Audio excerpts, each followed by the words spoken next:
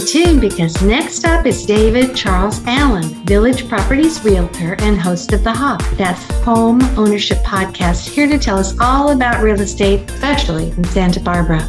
Welcome to The Hop. This is David Charles Allen, Realtor at Village Properties in Santa Barbara, California. My great friend and co-host, Patti Teal. I'm doing wonderful today, Patti. How you doing? I'm doing great too, David. Good to hear. The weather's beautiful here in Santa Barbara. We're looking ahead to sunny skies scattered throughout the 60s. So it's looking really, really nice. Oh, that's great weather. So it just feels just a tad warm in the sun, but cool when you walk around or go anywhere. That's beautiful weather. That's exactly right. Mm-hmm. And then not really any surf to be had, but if you have like a stand-up paddleboard, maybe it's fun to go out there and just be on the water. Mm-hmm. Yeah, sounds wonderful. Then in terms of interest rates, we are at 6% for 30-year jumbo and 6.25 for 30-year conforming. So really not much movement since last week. No, and even though they've gone up a lot, historically, interest rates are not exactly as high as they could be. Isn't that right? Yeah. So, there used to be rates in the 15, 17, 20% range. So right. Historically speaking, 6% is really good still. Mm-hmm. But when you're looking at rates that we had that were so low for so long, it's a mental hurdle to get back over there. Exactly. Yeah. And how are the real estate stats doing this week? So we have 42 new listings, 13 price changes, 24 that closed, 23 that went pending, 3 canceled, and 6 coming soon. So that's a huge buildup of the supply. That's almost 19 new listings and compared to pending. So, and getting back up in the 40 new listings, that's great as well. So we're going to see how the demand holds up. If we're going to get all those 40 new listings are going to start going pending maybe next week, or if we're only getting half that are pending, that's kind of showing that maybe the demand's slowing a little bit down in terms of a wide range, but those desirable homes still seem to be selling pretty quickly. Well, that's really exciting, David, because I know for a long time you were hoping things would get up in the 40s, and now they're there. Yeah, we're hoping to get them up in the 60s. That's probably ideal. Mm-hmm. That's what we're used to for this kind of year, but we'll take 40s since we've been at 20s for so long. Right. Well, that's great. Any questions today for me? I have a few, David. Well, one, people who are listening to the radio may know that I host a Scam Squad with the district attorney's office. And I guess there have been a lot of scams in California where fraudsters are pretending to be property owners, tricking real estate agents into selling properties that they don't own. I don't know if you've heard about that, but it's especially affecting the elderly and foreign real estate property owners. And I know they really spoke that this has happened 7 times recently in San Luis Obispo. So it wasn't right in Santa Barbara, but that's pretty darn close. I haven't heard of anything like that. So I don't know how that would even happen, tell you the truth. I don't either. They didn't really give all the details, but it was really mysterious. I guess the burden is on the real estate and title companies, which is another reason that it's so important to work with somebody reputable like yourself who, wouldn't allow this to happen. They would have to have, the evidence that they are actually the owners of the house. So at this point, I just thought maybe you could give your contact information. Yeah, my 805-617-9311 is my phone number, and David at David Charles Allen is my email. And it probably seems like they forged the deed or something like that, or maybe they were working with maybe a shady escrow company. I don't think it would be an actual escrow company, but maybe one that was pretending to be, right. Yeah, so it looks like you're working with an escrow company. It looks like you have real deed. Mm-hmm. So just essentially the whole stages of it would be forged. So, right. So it looked real in terms of escrow going through and all the paperwork and all that stuff. But in essence, there's no real company and no real seller. So I know they were doing that with rental properties for a while, where they'd post a home that was for sale or lived in for rent on Craigslist. And then they'd say, we're not allowed to do showings right now because blah, blah, blah, blah, blah, blah. But if you want to secure it, you got to send us your deposit. And Oh, yes. I've even had that happen to me before when looking for a rental.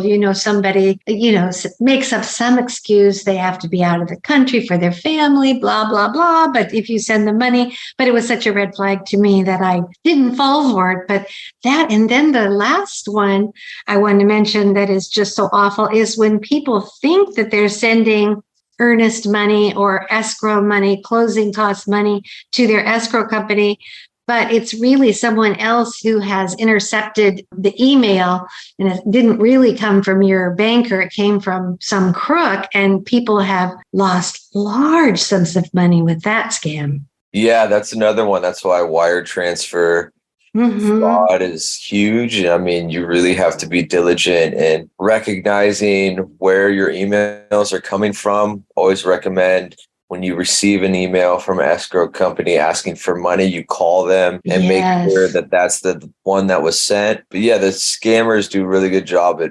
faking emails and just having like a dot somewhere, or maybe Right. it's going to be your escrow company's emails.com, but they're fake emails.co. So Oh, it's like yes. they So you switch it up really have to be just on a high little bit. alert. Yeah. Yeah. Or they misspell it slightly. So Mm-hmm. it looks the same if you're not paying attention. And it's definitely a heartache to have that happen to you.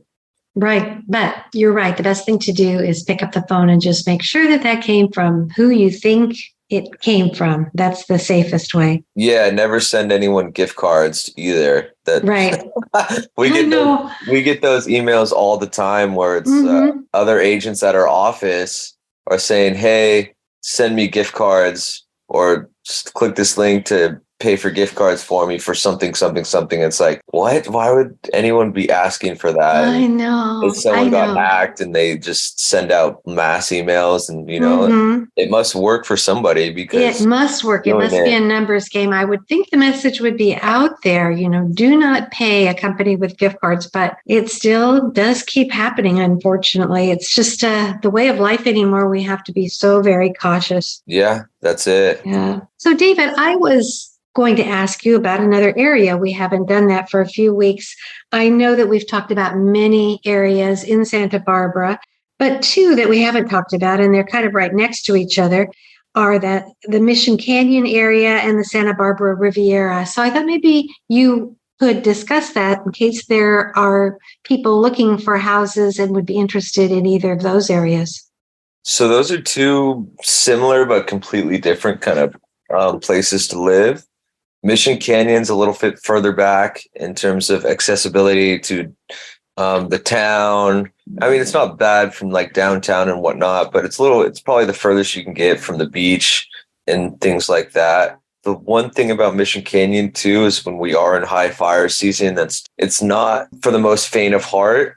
I know a lot of people that were living there just were tired of it kind of having to evacuate and things like that. Mm-hmm. So it's a beautiful place. It's very serene. It's very quiet. You get some amazing views over there. But for a certain period of time when we had a bunch of fires, the insurance over there was absolutely crazy. And sometimes they weren't even Oh. insuring houses. So Oh. it kind of goes into where you are and your comfortability level of with those other aspects. But given that you get a lot more value for your money in terms of Mission Canyon, in terms of the Riviera. So Riviera doesn't necessarily have those concerns, so to say. I think there's Oh. been one time maybe it came up the back of the Riviera, but not really the front. With the Riviera, you get the really amazing views most of the time, and you're a little bit closer to town, and that reflects in the price. Mm-hmm. So it's a little bit pricier in the Riviera. The Riviera is definitely going to be a little bit pricier than Mission Canyon.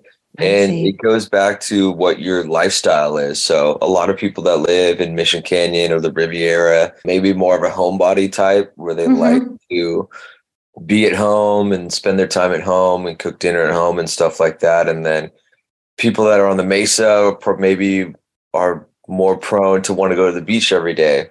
So you're a minute or two away from the beach. In terms of Yeah. Mission Canyon, you got to pack the car. It's probably going to be 10, 15 minutes to get somewhere. While that might not seem like a lot, it definitely is reflective in some people's way of life, so to say. Yeah. Oh, those were some great points about both those areas. So thank you so much. And then I thought we could, of course, give people a catch up on our fur babies. Yeah, everyone's doing amazing. They're loving the sun, loving the beach. It's perfect beach weather now coming up. So everyone's having a great time. Yeah. And I don't know why, David, but I was reading about dogs' eyesight, which just kind of fascinates me. I'm just in everything dog I'm interested in. And they used to think dogs only saw a couple colors, but I guess they do see gray, brown, yellow, and blue. But their vision compared to ours is a little blurry, but I guess they see very, very well in the dark and low light. And of course, that makes perfect sense when you think about when they were the hunters and where they came from. Yeah, I've always wondered how they figured that out. Yeah, I wondered that too. How did they do these tests, the dogs? Dogs can't exactly tell them, but I suppose they put some sort of decoy or something that they have to see if the dog is able to see in low and dark light. But as far as the colors, how do they know what the dog is seeing? Yeah, it's always like, what do birds see, and like, what do people see? It's like it's so amazing to think how they can process that. I guess it's like dissecting the eyeball and like what comparing it to ours, and like what they have that's like ours and what they don't have that's like ours. They say the dogs have two cones rather than the multiple cones that people have. But anyway, you're right. It's very fascinating. Even if they are able to see that, how do they know which colors they see? So I'm wondering maybe if they're wrong. I don't know, but that's what they say. It's you only know if you end up being a dog in one life. Yes. So report back to me, David, if you end up being a dog and yes. Exactly. All right. Well, all your fur babies are great. Everyone's doing amazing. Okay, mine too. All right. Well, thank you so much, David. And one more time, would you give your information in case people are interested in buying or selling home in the Santa Barbara area? Yeah, my number is 805-617-9311. And my email is david@davidcharlesallen.com. Have a great week, David. You too, Patty. Let's give it a go next week. Bye.